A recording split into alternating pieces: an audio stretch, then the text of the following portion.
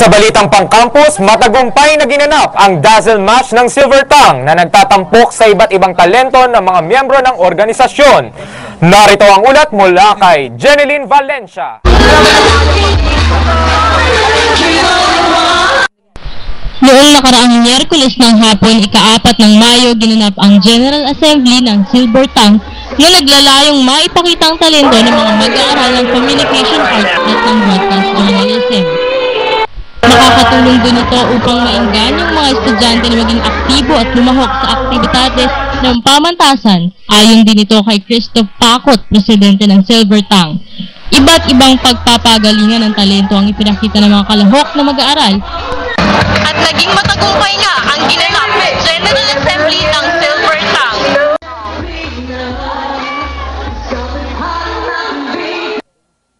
At iyan ang mga una at nag-iinit na mga balita na hatid namin sa inyo ngayong araw. At para sa karagdagang pang mga balita, mag-log on sa aming website www.pamorningannews.com. Ako po si Ralph Obina. At ako naman si Marta Gonzales. Ito ang Pamorningan News. Back to studio. Maraming salamat Ralph and Marta Gonzales sa mga makabuluhan at mga pinakasiksik na balita. Mas magandang umpisahan tong araw na to sa mga balitang yan, di ba? Oo, syempre kailangan talaga yun eh. Para ma-inform yung mga tao kung ano ba yung nangyayari sa bansa natin ngayon, di ba? Ano bang? Wala ka na sasabihin? So, ano ba yung susunod na topic natin ngayon? Pag-usapan naman natin kaya yung health consciousness ng mga tao. Okay. Nako, ako para sa akin parang ako conscious ako sa Conscious ka. conscious ako sa health ko pero hindi ko maalagaan yung health ko. Health mo. Health. Okay, alam nyo kanina, magandang exercise yun eh. Yung aerobics na ginawa natin. Kamusta kanina, naman pala yung experience? Nako, napakasarap, no? Talagang yung stress na naramdaman mo pagkatapos ng mga marami mong ginagawa, sa mga school activities, sa mga office, sa mga nagtatrabaho dyan, nako. Walang tulugan. Pagkatapos mo mag-aerobics, parang lumalabas yung mga pawis mo at yung paglabas na yun, parang nare-relieve ka. Yun, napakasarap talaga. Alam mo, gusto nga namin try ni Ufil yan eh. Kaso nga lang, maraming ginagawa. So, siguro by next time o kaya baka bukas gawin namin, try namin yan, di ba? Pero bukod sa gusto kong subukan yung aerobics na ginagawa mo kanina, ay ito ang gusto kong tikman. Ito Wow, yung ano finished yan? product nung kanina sa ating Shal! ganun mo, bro. Para makita ng ating mga audience. Yan yung Authentic Korean cuisine yan, di ba? Alam nyo, dapat tinitignan natin, no, yung kinakain natin, eh. No? Importante 'yon sa sa buhay natin. Oo naman. Hindi lang yung kain ng kain, 'di ba? Mamaya bawal pala sa atin, 'di ba?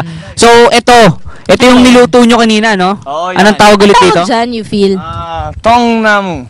Tongnamu. If I'm not mistaken, Syempre medyo Parang kakaiba, eh, no? gawa naman saan to, Ufil? Ano ba to? Oo. Gawa yan sa mga iba't ibang ingredients katulad ng Ng hindi ko kasi kabisado eh. Katulad ng rice cake. Ayan Rice fish cake. Oh, may fish cake, may onion, spring onion, may cabbage. May syempre tubig. Ayan, seasoning sauce, yan pampalasa nila. Alam mo, tinikman ko to kanina, napakasarap. Sobrang kakaiba talaga. Ikaw, Oo. Tel, natikman mo na ba yan? Natikman mo na ba? Gusto ko nga i-try. Kaso Must naman try eh. talaga. Pwedeng kamayin yan. Kakamayin ko. Oo. Noodles Hindi, eh, kukuha tayo ng noodles. chopstick, syempre. Ayun! Paano pag di marunong gumamit? Katulad ko.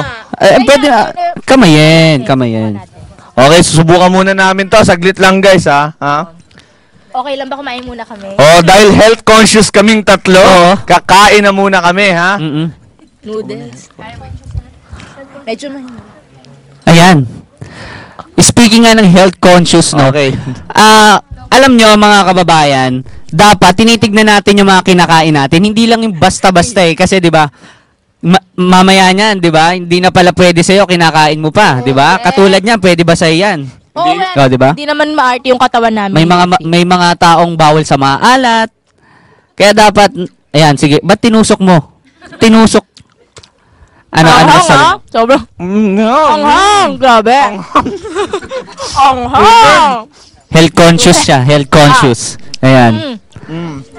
Pero masarap. Sobrang sarap.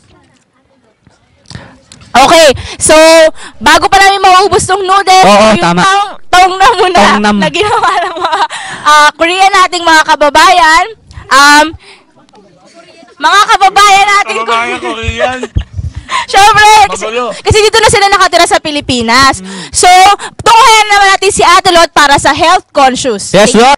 Tinatayang umaabot ng mahigit 33 to 35 degrees Celsius ang level ng nararanasang init sa ating bansa. Ayon sa mga eksperto, matinding init, kakulangan sa tubig at di tamang pangangalaga sa pangangatawan ang ilan lamang sa mga dahilan kung kaya naman unti-unti na namang naglalabasan ang mga sakit ngayong summer. Narito ang ilan sa mga sakit na dapat natin iwasan ngayong tag-init. Panglima sa aming listahan ang sore eye. Ito ang pagkairita ng manipis na pantakip ng eyeball at inner eye dip.